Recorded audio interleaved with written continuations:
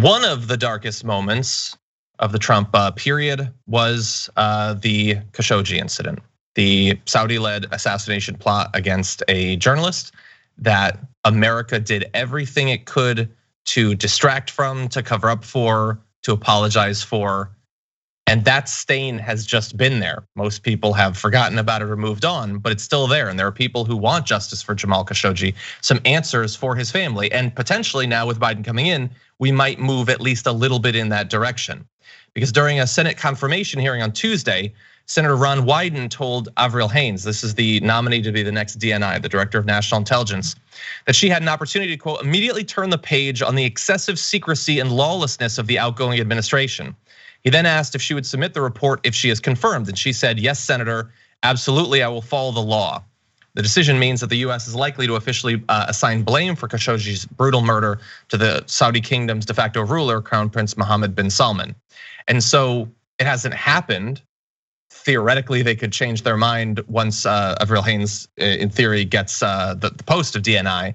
But having the actual report come out, the actual intelligence that was gathered, like actually laying out what we know about what was done in that assassination, I think that could potentially be a sort of wake up call, a slap in the face of our relationship with the Saudi government right now. And I'm sure for the Khashoggi family would provide at least a little bit of solace after not just the brutal murder, that was a horror, but the American complicity with that murder could potentially start to change. Well, it's super important for precedent too. It means the rule of law is back, and you're not allowed to murder US residents and US journalists. It's not a thing that's acceptable. That's a message you have to send, not just to Khashoggi, not just in the case of Khashoggi to Mohammed bin Salman, but it's a message you have to send to Vladimir Putin and others, Kim Jong-un, who've all sanctioned state murder of their opponents in other countries, let alone their own countries. So that's why it's important. But John, this is one where I don't know how it's going to end up, and I'm really curious about it because, okay, sure, they'll yell at bin Salman, but are they going to do something? Are they going to try to remove him from power? Because if they don't, we didn't really solve anything. And so, okay, bad boy, slap on the wrist. But remember, the Saudis are now really, really good allies with Israel. So that means actual action against the Saudi royalty is very unlikely. If it happens, I'll give them all the credit in the world because they would deserve it, and it would be bold action. And since he's starting with it, maybe. So I got an open mind on it, and I'd love to see it. Yeah, in terms of action, I think that could come in a lot of different forms. Actually, removing it from power, that potentially could be going down a devastating route of a war with Saudi Arabia or something like that, which I would prefer to avoid. No, John, let me just clarify real quick. No, under no circumstances. I'm not talking about military. I'm talking about putting economic and political and diplomatic pressure. Exactly. There's a million princes in Saudi Arabia. Pick another one. That's pretty funny. Yeah, just distancing the US militarily and economically from Saudi Arabia could be a significant punishment. I imagine the Saudis would see it as a significant punishment.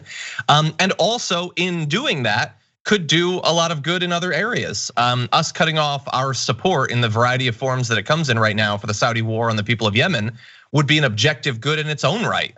And also could be presented as a consequence for the assassination. We could potentially stop participating in killing so many people, causing such devastation. Biden has said, for instance, I'm gonna jump ahead of the last graphic, but during the campaign, he criticized Mohammed bin Salman, said that Saudi Arabia should be treated as a pariah, and said that they would seek to curb weapons sales to Saudi Arabia, as well as financial sanctions against Prince Mohammed bin Salman.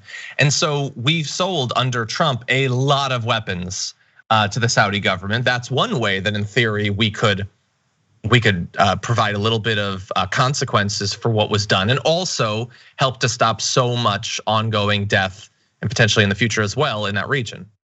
Yeah, well, my last thought on it, John, is I'll believe it when you stop the war in Yemen. Okay. Yeah. So that's a layup. That's a thing that could be done. The whole first day thing is overused. But in the first week, first month, it doesn't matter, right? Well, it does matter because the earlier you stop it, the less people die. But Joe Biden ending the funding to Saudi Arabia that in any way helps them prosecute the war in Yemen is a super easy thing to do, and would be greatly welcomed by almost all Democratic voters, and by the way, by a lot of right-wing voters. So you'll actually bring unity, the thing that you cherish most, but it'll cost your defense contractors a little bit. So let's find out who Joe Biden is.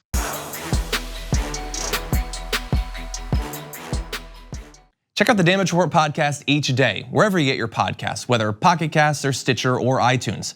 You can join me as I give you the news and stories you want, with a range of co-hosts and interview guests jumping in on the fun each day. Again, that's the Damage Report, wherever you get your podcasts. And if you get them at iTunes, don't forget to rate and review. Sometimes I'll read them live on the show.